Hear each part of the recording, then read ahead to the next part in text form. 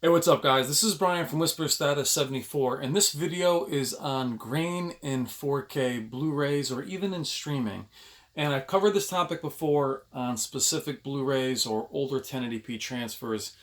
And the reason I'm bringing it up again is I'm getting more comments every day for those of you picking up displays that are 4K for the first time, and you've also picked up 4K Blu-ray players for the first time and are a little disappointed on its grain structure.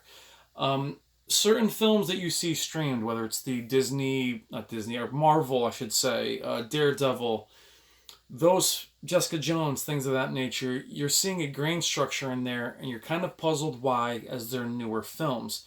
Now, we can always say that that's something that is a director's choice, why the film was shot that way, whether it was on film, they leave the grain structure intact to make things look more cinematic.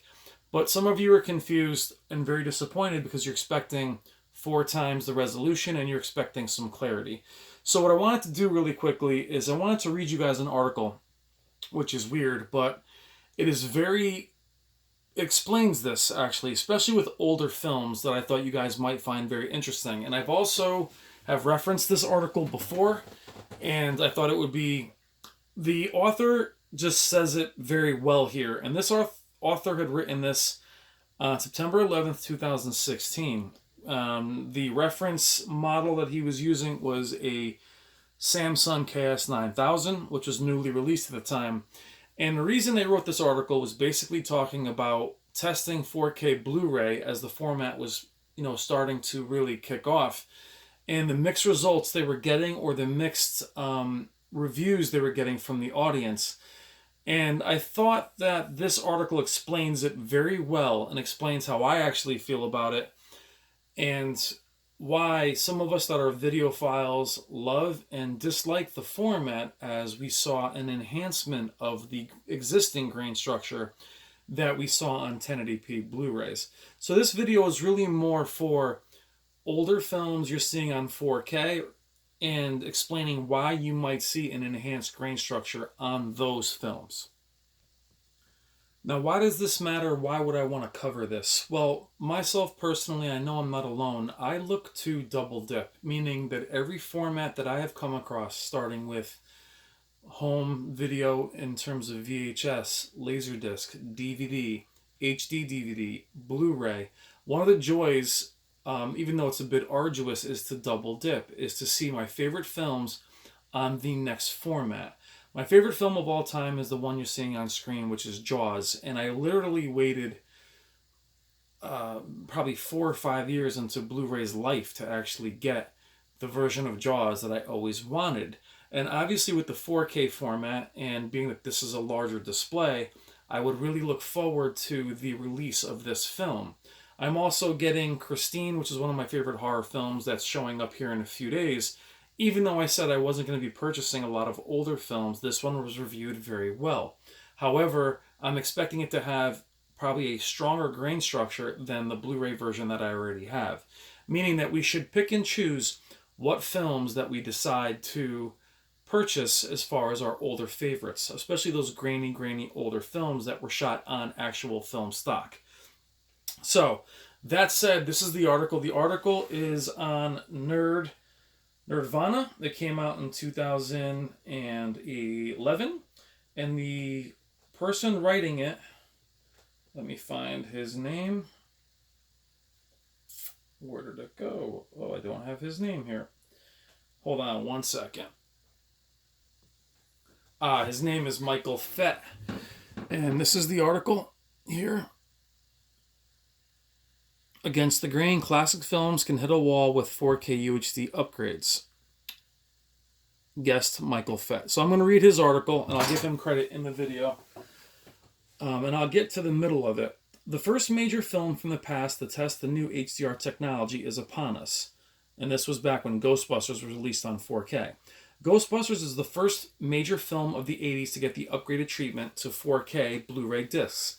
Now on paper, that sounds great. Ghostbusters already had a 4K treatment for the mastered and 4K series on regular Blu-ray release. So the print was already made for Ghostbusters to be released later on 4K UHD. Now keep in mind, guys, it is a 4K transfer, is what he's trying to say. So the print was already made for Ghostbusters to be released later on 4K.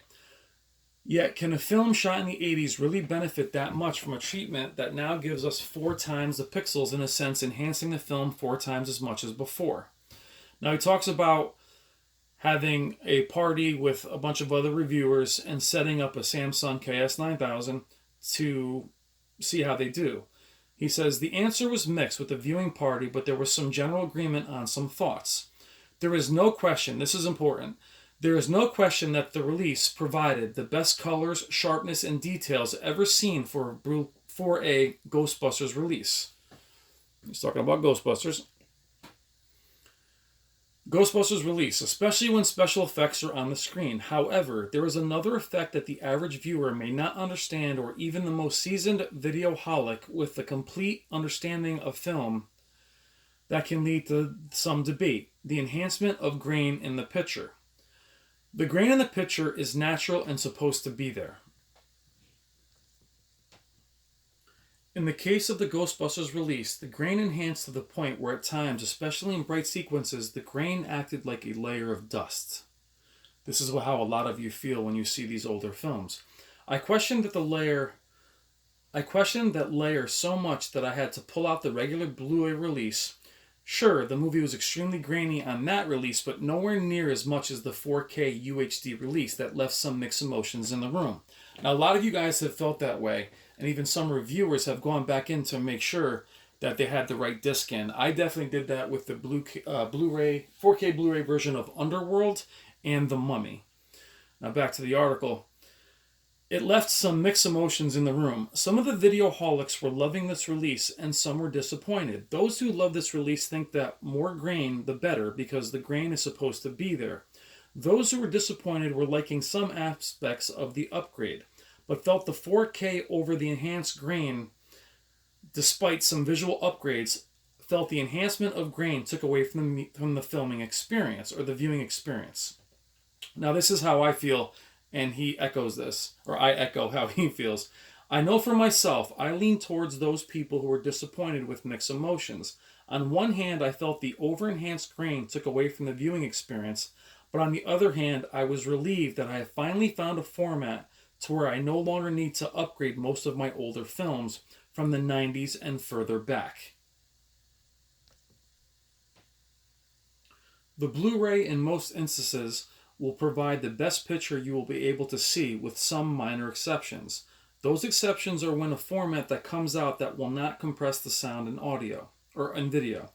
Any film shot in 70mm film, 65mm or higher, will also benefit from a 4K release. Beyond that, though, a 4K release of an older film will really depend on the quality of that film, a film that was the film shot on. Many reviewers from Videoholics say Ghostbusters was shot on extremely cheap film from the day compared to what it could have been used. That being said, a lot of films I like from that era and older had cheaper budgets than the Ghostbusters. A lot of us love films that were on cheaper budgets than them. No producer could have predicted 4K televisions or had that in mind back then. And to be honest, sometimes the low quality film adds to the enjoyment. Am I going to buy older films on 4K? Sure, but am I going to be very selective from this point forward? Don't get me wrong, newer films like The Revenant and Ender's Game are jaw-dropping, but on most older films, the wall has been hit, which leaves me both happy and sad at the same time. I thought that was beautifully written, and I echo that. And what we talked about is a lot of us look forward to upgrading. And Blu-rays are going to be put out very quickly. Halloween is due out in a couple weeks, and a lot of us are going to grab that for Halloween. But the question will remain, will you purchase those older films on the 4K format? Or is it just a money grab? Or, like I said, on a larger display or a 4K display, are you going to be disappointed with that film grain? Or that it's not really an upgrade over your previous Blu-ray? So my advice is to see as many reviews as you can from as many people as you can and see what they say about the grain structure and go from there. I'm taking a chance on Christine. We'll see how it is in a few days. But that is the article by Michael FETT. I hope you guys enjoyed it, and I hope it gave you guys a better idea of why grain is more enhanced on 4K Blu-ray.